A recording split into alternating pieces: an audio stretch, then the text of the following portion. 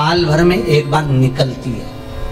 आप लोगों ने कई बार दर्शन भी करे होंगे। साल में एक बार भगवान तिरुपति नाथ की, वेंकटेश भगवान की मूर्ति उस पुष्करणी से निकलती है जब पानी कम होता है। तो पुष्करणी की रज लाकर कपिलेश्वर महादेव के कुंड में अपनी कामना कर रज को धोकर, उस रज को लाकर घर में किसी भी स्थान पर रख लीजिए, व्यापार वाली जगह पर। संपदा कभी कम नहीं होगी। लोग कहते तिरुपति जाओ तो लक्ष्मी बढ़ती है। तिरुपति जाओ तो लक्ष्मी कहां बढ़ती है? जब पुष्करणी का स्नान करो। स्नान करोगे तो उस स्नान में पुष्करणी के रज तुम्हारे कपड़े में शरीर से चिपकेगी। जब तुम नीचे कपिलेश्वर पर जाओगे, पानी लगेगा, वो रज तुम्हारे कपड़े में चिपक कर घर में आएगी, तब लक्ष्मी संपदा बढ़ेगी। अब लोग समझ तो पाते नहीं कि वृद्धि किस जगह से।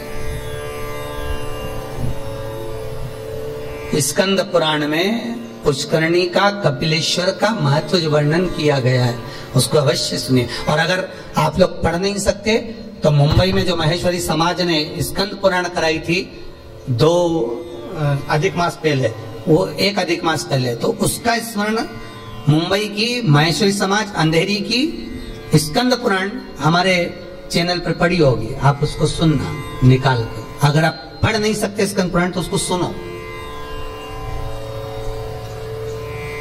उसमें भी हमने व्याख्यान वर्णन किया उस पुष्करणी का,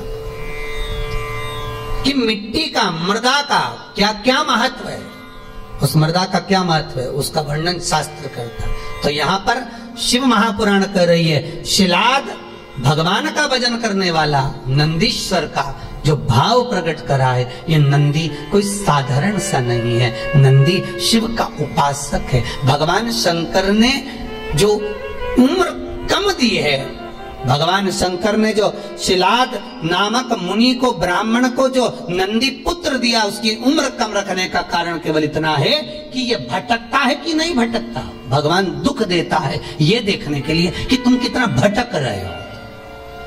भगवान तकलीफ देता है इसलिए कि तुम कितना भटक रहे हो। और आपको फिर निवेदन करेंगे, अशोक सुंदरी का स्थान कौन सा है? आपको पहले भी बताया, आज फिर बताते हैं। ये शिवलिंग, ये जलाधारी गोल, ठीक है। भगवान शंकर के 13 बच्चे हैं। कितने बच्चे हैं शिव जी के? 13। शंकर भगवान के 13 बच्चे सब शिवलिंग के आसपास में हैं। ये जलाधारी जहां पर शिवलिंग रखा है, ये पार्वती जी का हस्त कमल है। जहां से चरण पानी गिरता है बीच में से जाकर, जहां से जल चढ़ाओगे नीचे जाएगा, तो वो राइट भाग जो चरण है वो गणेश जी का स्थान है, लेफ्ट भाग का जो चरण है वो कार्तिकेय जी का स्थान है। बीच में एक मोटी सी लाइन होती है जहां से पानी गिरता है शिवलिंग के सामने, वो मोटी सी लाइन शंकर भगवान की सबसे छोटी लड़की अशोक सुंदरी का स्थान है। ऊपर से शिवलिंग के ऊपर जो एक एक बूंद पानी गिर रहा है, ये शंकर भगवान की 5 लड़कियां हैं, जया, विषहरा, शामलीबारी, दोतली और देव। ये शंकर जी की 5 लड़कियां शंकर जी के ऊपर एक एक बूंद पानी गिराती रहती हैं। 6 कार्तिकेय और 1 गणेश, 7 और 5 और 1 6, ऐसे मिला के 13 बच्चे मेरे भगवान भोलेनाथ के, शंकर जी के शिवलिंग के आसपास ही रहते हैं, कहीं दूर नहीं जाते। शिवरात्रि के दिन हमको यही जानना है कि हमको काली तिल्ली कहाँ चढ़ाना है, इसलिए ऑनलाइन पूजन करा रहा है, इसलिए ऑनलाइन शिवरात्रि मना रहा है कि आप देख देख कर चढ़ाओ कि गलत ना चढ़ाइए, सही जगह पर चढ़ाओ। कई लोग कहते हैं हमने ये करा था उसका फल नहीं, करो, साथ में गलत करा होगा, स्मरण करिए।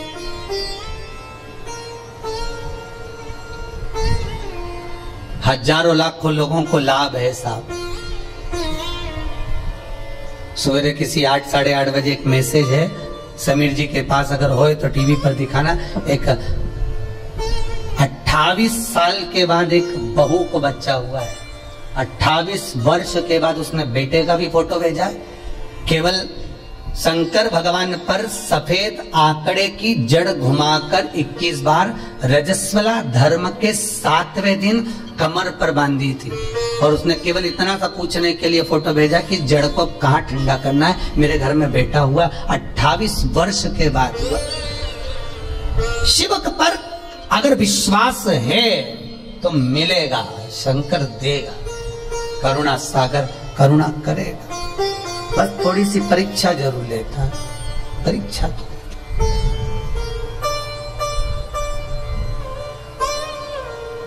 लेगा जरूर परीक्षा। वो थोड़ा सा परीक्षा में तो प्रबल है, शंकर थोड़ी परीक्षा बहुत लेता है। आप दूसरे देवता का व्रत कर लो, उपास कर लो, कथा सुन लो, कथा करवा लो, सब सरलता में हो जाएगी। भागवत कराओगे जल्दी सरलता में हो जाएगी, रामायण करवाओगे सरलता में हो जाएगी, गीता जी सरलता में। शिव पुराण कराना है तो बहुत थोड़ा कठिनता पड़ती है, कराना है, करना है बहुत। और कड़ेल जी तुम भी धन्यवाद, आपको भी बहुत बहुत। अब अभी कल परसों बोल रहे थे, अभी एक कथा यहाँ हो गई, अभी एक कथा काशी करा दो। हमने कहा कहाँ हमको फंसा रहे दादा, बहुत है यही सुन ली, बहुत एक कथा। अभी लॉकडाउन के चलते कहाँ जा, तो लॉकडाउन हट जाएगा उसके बाद काशी में कथा कर दो। बस कर तो एक कथा तो सुना दो। हमने कहा कथा काशी में कथा कर दे, मना नहीं, पर ज्यादा भीड़ इकट्ठी नहीं करेंगे। 25-50 लोग सुन लें काशी में कथा। तुम्हारे 25 लोग आएंगे ना, 25 लोग तुम्हारे आए, 25 हमारे समझ लो। बस 50 लोग बैठकर काशी में विश्वनाथ की नगरी में कथा सुन ले, कर दें, कोई चिंता वाला विषय नहीं। पर समय अभी थोड़ा देख कर करेगा, प्रयास करेंगे। शिव नवरात्रि का आपने बोला है, शिव नवरात्रि प्रयास करेंगे कड़ेल जी। अगर बाबा कृपा करेगा और विश्वनाथ को सुनना होगा तो प्रयास करेंगे। शिव कृपालु, शिव दयालु महाराज। शिलाद मुनि का मन देख रहे हैं शिव, ये तेरा पुत्र अल्पायु है। पर शिलाद ने कहा आपने दिया है, मुझे विश्वास है, आपका स्वरूप है, मुझे विश्वास है, डिगने नहीं दोगे। महाराज शंकर ने अगर कुछ दिया है तो शंकर उसको डिगने तो नहीं देगा। वो नंदी उम्र बढ़ गई, अल्पायु था, शंकर की कृपा से, देव सेना की कृपा से, बिल्ली देवी की कृपा से, कार्तिकेय की कृपा से, शंकर की कृपा से, गणेश की कृपा से वो आयुष्मान हो गया। और भगवान शंकर ने कह दिया तुम मेरे सम होगा, जैसा मैं वैसा नंदी होगा। इसलिए कर्नाटक की कई भूमि पर शंकर भगवान का शिवलिंग मंदिर के बाहर होता है और नंदी मंदिर के अंदर होता है। कहां गए थे कथा करने? बिदर, कर्नाटक।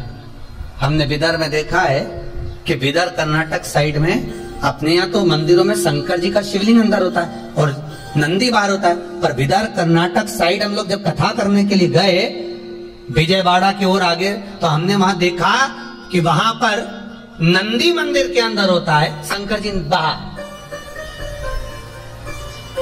शिवलिंग बाहर, नंदी अंदर। हमने पूछा ये कैसे हो गया? बिदर कर्नाटक वालों से, वहां भी एक सराफा वालों ने कथा कराई थी ना, तो हमने उनसे पूछा कि ये हो क्या गया मंदिर को? मंदिर का शंकर जी बाहर आ गए और नंदी अंदर पहुंच गया है, हुआ क्या है? तो वहां के भगत कहते हैं महाराज हमारे यहाँ के लोग कहते हैं कि शंकर जी को अगर घर में बुलाना है तो शंकर जी ऐसे पकड़ाई में नहीं आएंगे, नंदी को पूज लो, नंदी का स्मरण कर लो। नंदी तो लेके रोज शाम को जाता है, शंकर भगवान तो तप साधना में डूबे रहते हैं। भगवान शिव तो तप साधना में लगे रहते हैं, पार्वती जी उनकी सेवा में लगी रहती है। नंदी को मालूम रहता है कि कहां से ले जाना है आज घुमाने के लिए तो वो नंदी लेकर जाता है, तब उस नंदी की हम आराधना करते हैं। उस नंदी की।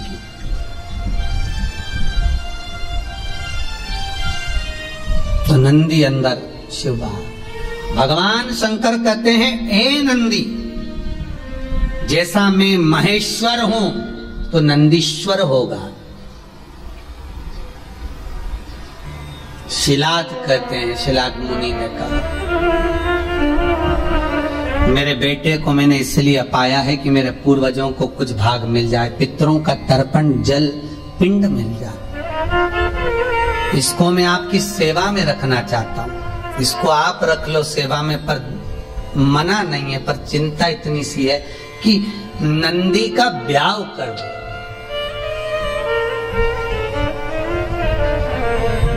नंदी की शादी करना। शंकर भगवान ने पूछा, नंदी की शादी? हाँ। क्यों? कुंवारा है, और मान लो आपने इसको आयुष्मान होने का वर भी दे दिया, सब कुछ कर दिया, पर कुंवारा तो रहेगा ना।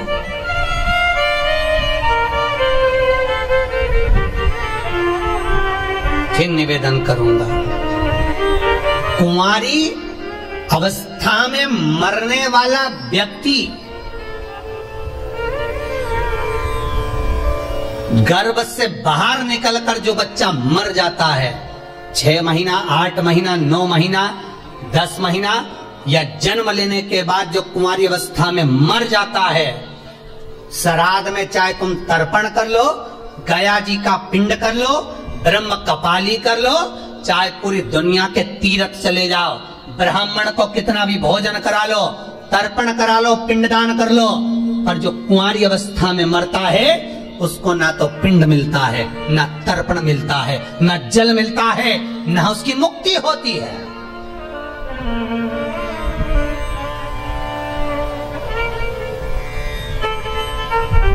भागवत पितरों को तार देती है, पितरों को मोक्ष देती है, भागवत तारती है। पर शिव महापुराण जो अधोगति में मर जाता है, कुंवारी अवस्था में मर जाता है, अधोगति में चला जाता है। महाराज, अगर एक व्यक्ति घर के अंदर टीवी चैनल के माध्यम से क्या, यूट्यूब फेसबुक पर भी अगर कथा सुन रहा है, और वो अकेला भी कथा सुन रहा है, तो उसके 7 पीढ़ियां अवस्था में जो कुंवारा भी चला गया है, एक बार शिव महापुराण की कथा सुन लेने पर, करवा लेने पर, स्मरण कर लेने पर, उसके अधोगति में मरे हुए जीवों को पिंड मिलना प्रारंभ हो जाता है, तर्पण मिलना प्रारंभ हो जाता है, ब्राह्मण भोज करे तो उसका भाग मिलना प्रारंभ हो जाता है। ये कोई शिव पुराण साधारण नहीं है।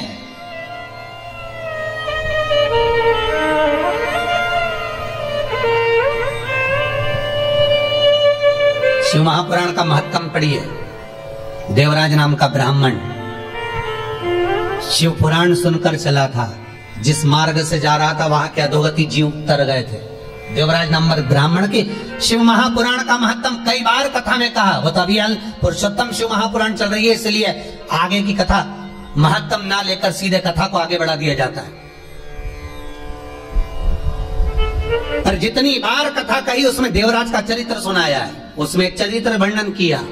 शिव महापुराण के महत्तम में लिखा है कि शिव महापुराण की कथा सुनकर जाने वाला व्यक्ति जिस गली से, जिस मोहल्ले से, जिस नगर से निकल कर जाता है, जिस रास्ते से निकल कर जाता है, वहां जितने लोग एक्सीडेंट में, अधोगति में कैसे भी मर गए होते हैं, उनका भी उद्धार हो जाता है। मात्र उसके शरीर की तरंग से, मात्र उसके शरीर की तरंग से वो जीव तर जाता है।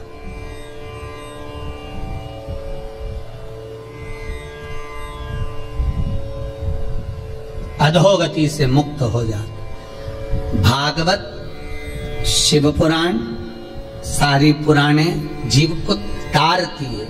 शिव महापुराण पितरों को भी तार रही है, अधोगति वालों को भी तार रही है, वासुकों को भी तार रही है।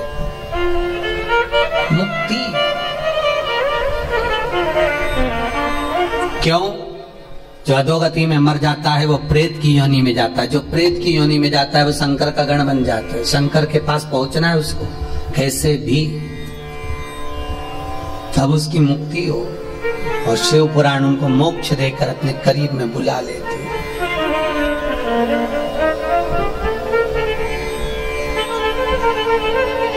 कहते हैं मस्तक पर अगर त्रिपुंड लगा हुआ है, त्रिपुंड नहीं तो चंदन की 3 बिंदी लगी हुई हो, त्रिपुंड लगा हुआ हो, शरीर पर कहीं पर भी त्रिपुंड बना हुआ हो, मात्र अगर त्रिपुंड शरीर पर बना हुआ है, मस्तक पर अगर त्रिपुंड लगा हुआ है,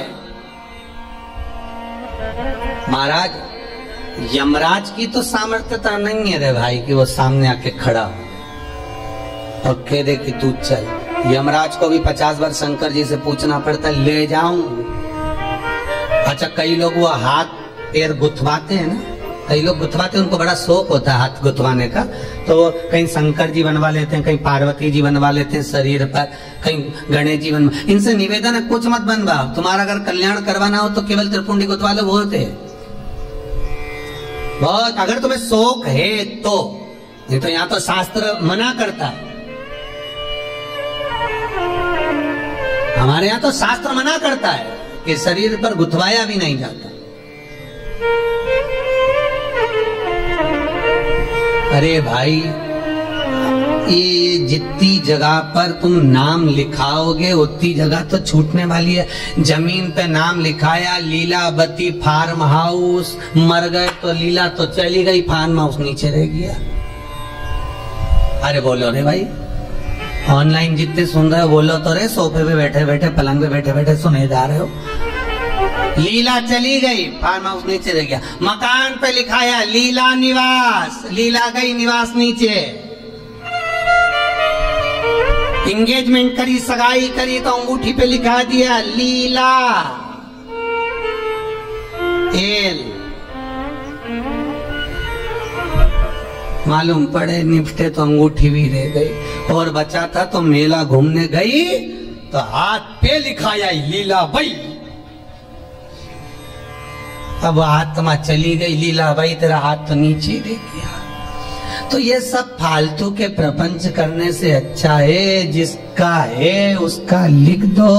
इस आत्मा पर, इस मन पर शंकर का नाम लिख दो कि सब तेरा है।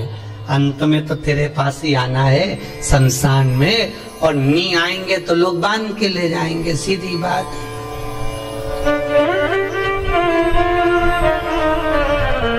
खींच खींच के बांध के ले जाए। अर्थी बांधने वाले भी कुछ लोग अच्छे एक्सपर्ट होना चाहिए, उनको बहुत आइडिया रहता कैसे बांधना है। खींचो, वो इधर से खींच रहा, वो उधर से रस्सी खींच रहा, वो लपेट, और अरे सबको मालूम है मर गया बापड़ा, कहीं उठ के भागेगा है?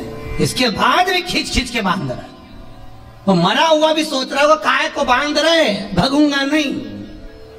पर सबको चिंता है, भग गया तो भगवान को तो कुर्सी भरना है उनकी, और ये भग गया और शमशान लेकर गए, जब तक भग गया तो इसका ये तो चले गए, दूसरे को कहां से लाएंगे, इसलिए इसको बांध के ले।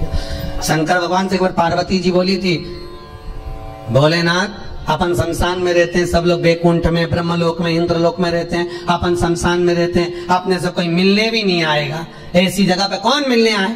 शंकर भगवान बोले भले मिलने नहीं आएगा तो बांध के लाएंगे, तो टेंशन मत ले। और जो एक बार आएगा दूसरी बार कभी जाएगा ही नहीं, यहाँ के बाद जाता ही नहीं,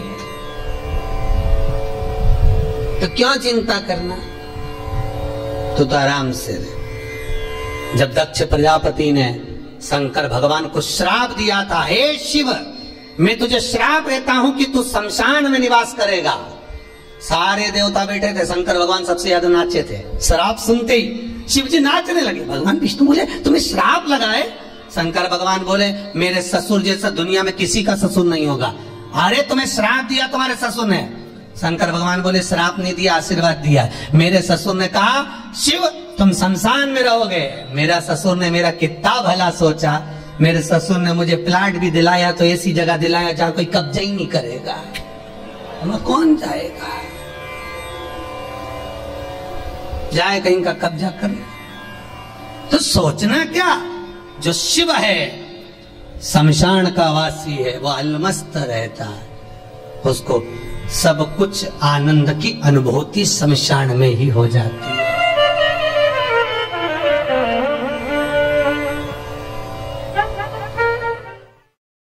मेरा निवेदन है, ऐसी देवी भागवत पे उस कथा, शंकर की कथा को बांचा जाएगा, सुनना जरूर। शिव शक्ति कथा रहेगी वो नवरात्र में जो चलेगी। शंकर कह रहे पार्वती से, तू एक बार मेरे शरीर में समाहित हो जा।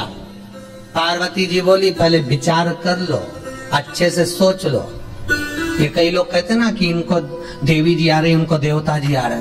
अब शंकर तो पति हैं, तो लोकी का नाथ त्रिकालदर्शी, वो पार्वती से कह रहे तू मेरे शरीर में समा जा।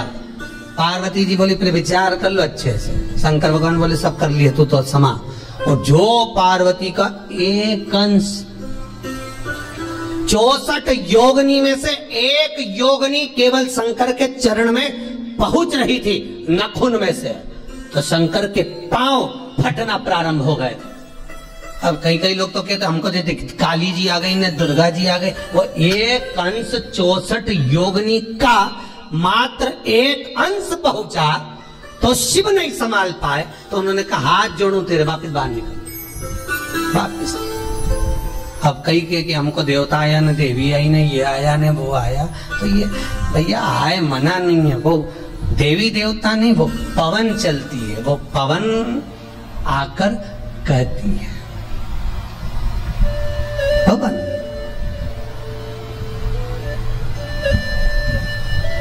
उनचास पवन में से जो पवन भ्रमण करती है, उसमें एक पवन देव पवन होती है, एक पवन प्रेत पवन होती है। जो प्रेत पवन होती है वो जीव को कष्ट देती है, जो देव पवन होती है वो दुनिया के कार्य को सफल कर देती है। कब तक? जब तक उससे कमाई ना करी जाए। देव पवन से अगर कमाई करना प्रारंभ कर दिया, लाओ चुनड़ी लाओ, लाओ ये चढ़ाओ, लाओ देवी जी के ये लाओ, लाओ वो लाओ, बस पवन आना, वो देव पवन समाप्त, उसका विख्यात था समाप्त। देवी देवता मंदिर देवालय तीर्थ व्रत सिद्धता का भाव रखते हैं, पर कमाई का स्रोत जहां हो गया वहां सब समाप्त हो गया। महाराज, नंदी का विवाह करना है, मरुतों की कन्या सुयशा से आप नंदी की शादी कर दो। सुयशा कहां मिलेगी? ये पवन की पुत्री, मरुतों की कन्या, 49 पवन की बेटी कहां मिलेगी? और 49 पवन की एक ही बेटी थी, उसका नाम था सुयशा, नंदीश्वर की धर्म पत्नी। सुयशा गंगा के घाट पर तप साधना में लगी थी, वहीं पर नंदीश पहुंच गए और नंदीश्वर ने पहुंचा, सुयशा को देखा। सुयशा उस दिन भगवान शिव की आराधना शमी पत्र से कर रही थी। शमी का पौधा, शमी का वृक्ष, शमी की पत्तियां, महाराज शिव को पाने के लिए, शंकर का स्मरण करने के लिए, मनवांचित फल की कामना करने के लिए, अपनी मनोकामना पूर्ण करने के लिए शिव को समर्पित करी जाती। आज शमी पत्र सुयशा समर्पित कर, सुयशा दे रही है शमी पत्र। और सुयशा ने जब शमी पत्र समर्पित करा, कामना थी विवाह की, सामने नंदी का दर्शन हुआ। इतने सुंदर थे नंदी, आपको पहले भी कहा कि नंदी ने तो बेल का मुख शंकर भगवान से मांगा था कि मुझे काया का अभिमान ना हो जाए, इसलिए बेल का मुख दे दो, तब बेल का मुख लगा। नहीं तो नंदी बहुत सुंदर थे, बहुत सुंदर। आज भी शंकर के मंदिर में जो घंटाल लगता है, शिव मंदिर में जो घंटी लगती है, वो नंदीश्वर की गूंज कर कर लगती है। नंदीश्वर की गूंज से मतलब है आपको महाराज, जो घंटा बांधा जाता है शिव मंदिर के अंदर, महाराज स्कंद पुराण कहती है जहां पर वृषभ रहता हो, बेल रहता हो, नंदी रहता हो, उस जगह पर नंदी की पीठ पर छापा लगाया जाता है, छापा लगाकर फिर घंटे पर छापा लगाकर फिर नंदी के सामने घंटे का नाद कर कर जब नाद किया जाता है, नंदी जब तक नाद करते हैं जब तक वो नंदी आवाज नहीं करते, गर्जना नहीं करते। एक बार नंदी जब चिल्ला देता है तब उस घंटे को ले जाकर फिर शिव मंदिर में बांधा जाता है। शिव मंदिर में जो घंटा बनता है नंदी की गर्जना से, आजकल तो लोग ऐसे बांध देते वो अपनी जगह पर शिव पुराण में, स्कंद पुराण में जैसा घंटा का वर्णन किया गया है वैसा अगर घंटा शिव मंदिर में बांधा जाता है तो उसके नीचे मात्र घंटे का नाद करने पर व्यक्ति की मनोकामना पूर्ण हो जाती है। इसीलिए आपसे कह रहे हैं कि ये जो कुबेरेश्वर महादेव का मंदिर इस भूमि पर जो बन रहा है, शास्त्रों में जैसा जैसा वर्णन कर कर बताया है उसी रीति से प्राण प्रतिष्ठा, उसी रीति से घंटी, उसी रीति से जलाधारी, उसी रीति से शिव विराजमान हो, जिससे कोई आए भूमि पर पांव रखे, भले वो दर्शन करे ना करे पर उसकी कामना पूर्ण हो जाए। यहाँ आने वाला खाली ना जाए, कुबेरेश्वर महादेव का दर्शन करने वाला कोई खाली ना हो, उसको सुख का अनुभव हो। सुयशा से विवाह कर दिया, मरुतों ने नंदी के साथ विवाह करा, सुयशा विवाह कर आई। एक दिन सुयशा शिव का आराधना कर कर भगवान नंदी के अर्थात स्वयं के पति के कर्णों के